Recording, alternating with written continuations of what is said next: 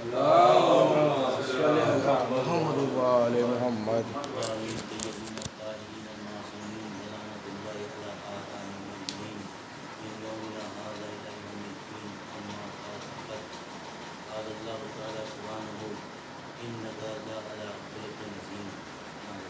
اللهم صل على محمد وآل محمد.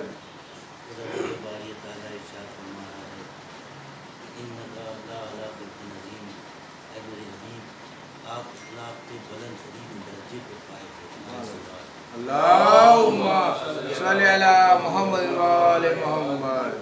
یہ خدا بند تعالیٰ کی طرف سے ہمارے رسول کو عطا کردہ وہ سند ہے جس سے بڑھ کر اور کوئی چیز نہیں ہو سکتی. کیونکہ دیکھا جائے تو دو جز ہیں کہ کون دے رہا ہے اور کس کو دے رہا ہے.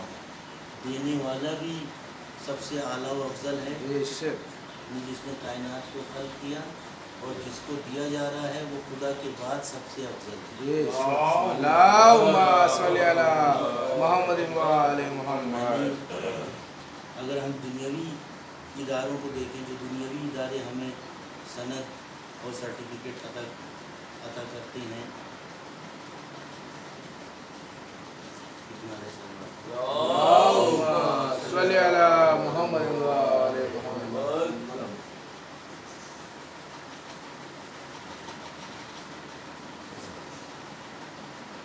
بات ہو رہی کہ خدا اللہ تعالیٰ ارشاد فرما رہا ہے کہ انکا لعلی خلق عظیم، کہ میرے حبیب آپ اخلاق کے بلند ترین درجے پہ فائز ہیں. اب خدا کی طرف سے رسول اسلام کو عطا کردہ وہ سند ہے کہ جس سے بڑھ کر اور کوئی چیز نہیں ہو سکتی، کیونکہ دینے والا بھی وہ ہے کہ جس نے پوری کائنات کو خلق کیا ہے، اور جس کو دی جا رہی ہے وہ بھی اس کے بعد سب سے افضل ہے. اس سے بلند کوئی نہیں، انسانوں میں سب سے افضل جس کو نور سے خلق کیا گیا. اور سند وہ ہے کہ ہم اور آپ جو خاکی انسان ہیں، وہ مادی انسان ہیں.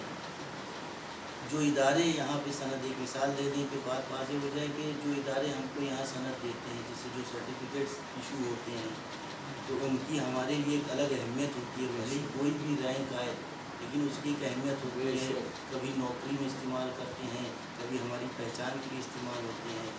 اور جو بھی ادارہ سند دیتا ہے، چھوٹے سے امپورٹنس بڑھنا شروع ہوتی ہے، اور اعلیٰ درجے تک اگر ہائی اسکول کا سرٹیفکیٹ ہے تو اس کی ایک الگ اہمیت ہے. انٹرمیڈیٹ کا ہے، درجے بلند ہوتے جائیں گے، امپورٹنس اس کی بڑھتی جائے گی. اگر کسی اسٹیٹ کے چیف منسٹر نے کوئی سند دی ہے تو اس کی ایک اہمیت ہے. اگر پرائم منسٹر نے دی ہے تو اس کی ایک اہمیت ہے. اگر صدر جمہوریہ نے دے دی تو اب اللہ جس کو سند عطا کر رہا ہے کہ تم اخلاق کے بلند ترین درجے پہ فائز ہو، اس سے بڑھ کر اور کوئی چیز نہیں. اللهم صل على محمد وآل محمد. لیکن اب سوال یہ پیدا ہوتا ہے کہ اللہ نے رسول اسلام کو سند دی کیوں؟ جب جوش محبت میں آ کے ایک دن اللہ نے معذاللہ توبہ کہ جوش میں آئے اور کہہ دیا کہ انکا لعلی خلق عظیم، آپ اخلاق کے بلند ترین درجے پہ فائز ہیں. ایسا تو ہو نہیں سکتا، کیونکہ اگر ایسا ہے تو پھر وہ اللہ کی عدالت کے خلاف ہے. تو بنا کسی مطلب کے کسی کو کوئی بھی چیز دے دے گا.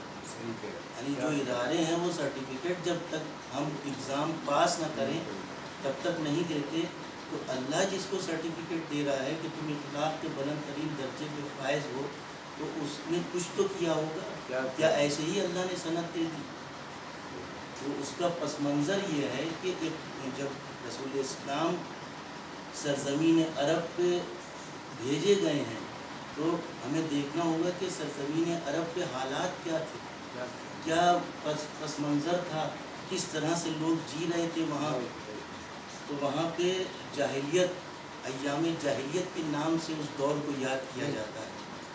جاہلیت کے گھٹا ٹوپ اندھیرے تھے، پردے پڑے ہوئے تھے. لوگ اپنی بیٹی کو پیدا ہوتے ہی زندہ درگور کر دیتے تھے، باعث ذلت سمجھا جاتا تھا.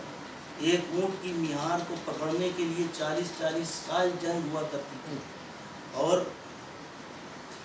فرقوں میں بٹے ہوئے تھے، قبیلائی نفرتیں اور ایک دوسرے کو پست نظروں سے دیکھنا، وہ پست ہے ہم اعلیٰ ہیں، یہ تمام مساوات کا مفقود ہونا، رواداری کا مفقود ہونا، بات بات پہ تلوار کھینچ لینا، بات بات پہ جنگیں کرنا، سالوں جنگ چلنا، اس طرح کے ماحول میں رسول اسلام کو وہاں پہ بھیجا گیا۔ اب رسول اسلام کی ذمہ داری کیا تھی کہ اسلام کو پہنچائیں، یعنی جو وہ کر رہے ہیں وہ منع کریں کہ تم غلط کر رہے ہو۔ اور ذرا مثال دے دوں تو بات واضح ہو جائے، جو آج کل ماحول ہے، اگر ہم کسی جگہ جا کے کہہ دیں ڈائریکٹ کہ بت مت پوجو، یہ حرام ہے اور اس سے تم جہنم میں جاؤ گے، کیا ہوگا؟ یعنی وہیں پہ ہم یا تو مار کاٹ ڈالے جائیں گے یا کچھ بھی دفعہ لگا کے ہمیں جیل میں ڈال دیا جائے گا۔ تو اب رسول اسلام کو اس جہالت بھرے ماحول میں بھیجا گیا، تو اب رسول اسلام کو کرنا کیا ہے؟ اسلام پھیلانا ہے۔ اسلام کیسے پھیلانا ہے؟ معاذ اللہ، رسول اسلام کوئی جادو کی چھڑی تو لے کے نہیں گئے تھے، رسول اسلام کو خود اپنی فزیکل محنتوں سے اسلام کو پھیلانا ہے۔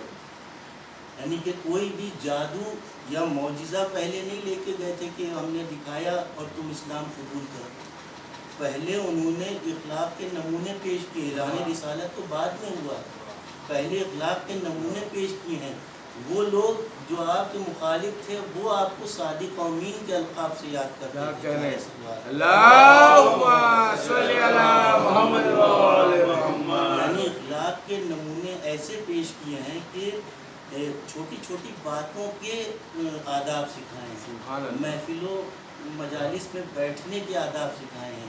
ایک دفعہ کا واقعہ ہے کہ آپ تشریف فرما ہیں بزم میں اور لوگ بھی اصحاب بھی بیٹھے ہوئے ہیں، ایک پرانا اصحاب تھا جو غریب تھا، وہ آ کے ہمیشہ بیٹھتا تھا، اور ایک نیا صحابی جو دولت مند تھا اور ابھی ابھی صحابی بنا ہے، تو وہ غریب صحابی بیٹھا ہوا تھا۔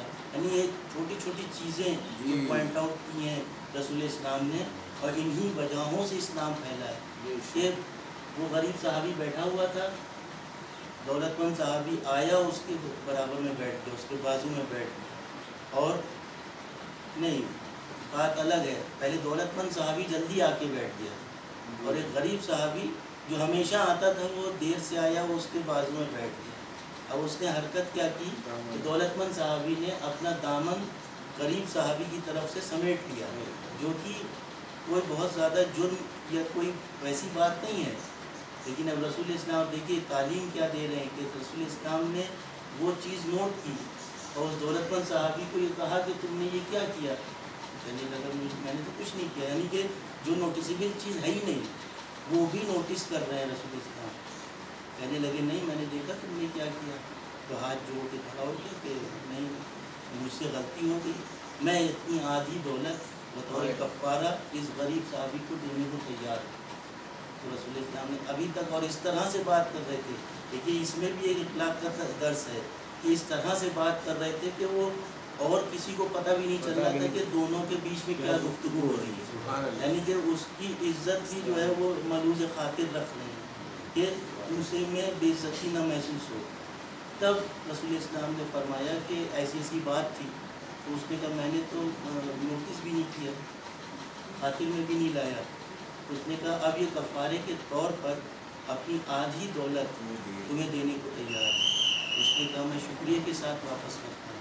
تو رسول اسلام نے پھر فرمایا کہ میں اس کو زور نہیں دے رہا ہوں، بلکہ یہ خود سے راضی ہے، خود سے دے رہا ہے۔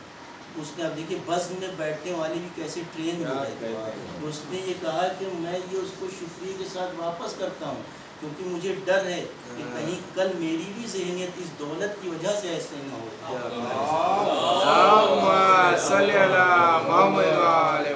یعنی ہم لوگ کی زندگی میں جو عام ایکٹیویٹیز ہیں ڈیلی کی، اس سے انہوں نے اسلام پھیلایا ہے۔ تاریخ میں ملتا ہے کہ ایک یہودی ہے جو اسلام نہیں لا رہا، تو رسول اسلام نے وہاں پہ اخلاقیات کے درس میں یہ بتایا کہ رات میں جو ہے وہ روشنی جلا کے پانی پیے، روشن کر کے پانی اندھیرے میں کبھی نہیں پیے۔ تو اس یہودی نے یہ سنا ہوا تھا، تو اس یہودی کو رات میں پیاس لگی، تو اس نے اپنی زوجہ سے کہا کہ مجھے پیاس لگی، مجھے پانی پینا ہے، تو اس نے